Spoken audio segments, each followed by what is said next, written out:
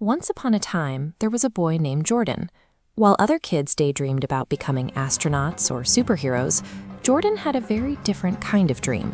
He wanted money, mountains and mountains of it. As Jordan grew up, that dream stayed with him. This is the real Jordan, and he found a way to turn his childhood wish into a career by selling things called stocks. What exactly is a stock?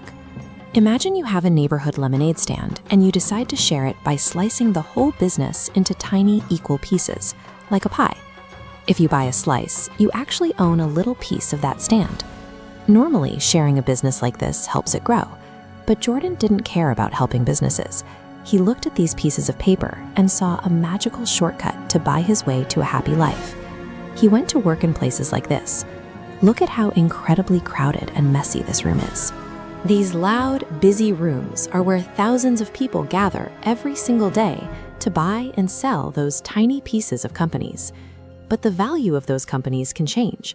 Sometimes the prices of almost all the companies suddenly fall down at the exact same time, tumbling over like a giant tower of wooden blocks.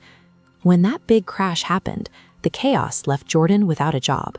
The money he had worked so hard to collect was gone. Losing everything forces a person to make a choice. You can learn to be patient and start over honestly, or you can panic and look for a dangerous shortcut to get it all back. Jordan chose the shortcut. He discovered something called penny stocks. These were extremely cheap pieces of very small companies, so cheap that most professional buyers completely ignored them. But this flowchart shows exactly why Jordan loved them. Look at how this gold coin splits. When a customer bought a regular stock, the salesman kept a tiny sliver. But when Jordan sold a penny stock, he kept almost all of the buyer's money as a personal reward. He decided to start his own company to sell as many of these as possible. He hired his friends, many of whom knew absolutely nothing about math or business. Jordan taught them that sounding super confident on the phone mattered much more than actually knowing the facts. Very quickly, his office turned into a wildly noisy room. Telephones rang constantly, and his friends shouted over each other, aggressively pushing people to buy these cheap stocks. By focusing only on the giant rewards he got for making a sale, Jordan created a system designed to take money away from normal people, rather than helping them grow their savings. The millions started pouring in, and Jordan bought the most expensive things he could find. Look at this yacht, which is so massive it actually has a large bubbling hot tub sitting right on the outside deck.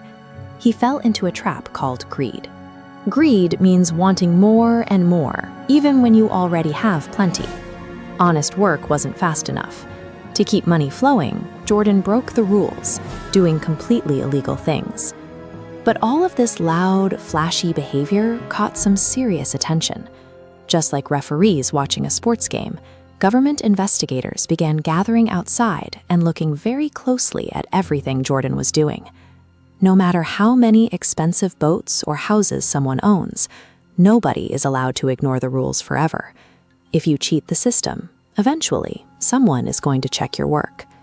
Jordan's giant business was like a towering structure built entirely out of playing cards. It looks amazing from the outside, but without a strong, honest foundation holding it up, it is actually incredibly fragile. Those government investigators kept digging until they found the truth. When they finally proved that Jordan was cheating his customers, it was like someone pulled the bottom cards right out from under him. Almost instantly, everything he had built crumbled. The massive company, the millions of dollars, and all of the fancy toys vanished.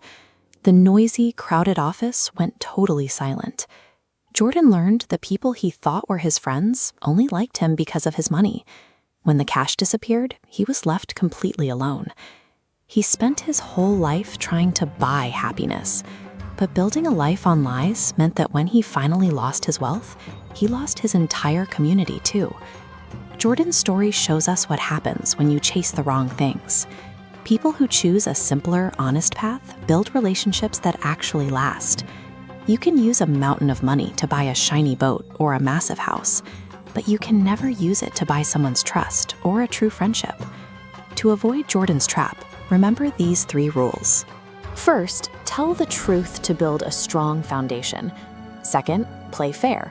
Rules protect everyone. And third, choose people over pennies. Kindness is better than a quick buck. Treating people with respect and honesty might not buy you a huge yacht, but it gives you something far more valuable, a truly happy life, surrounded by real friends.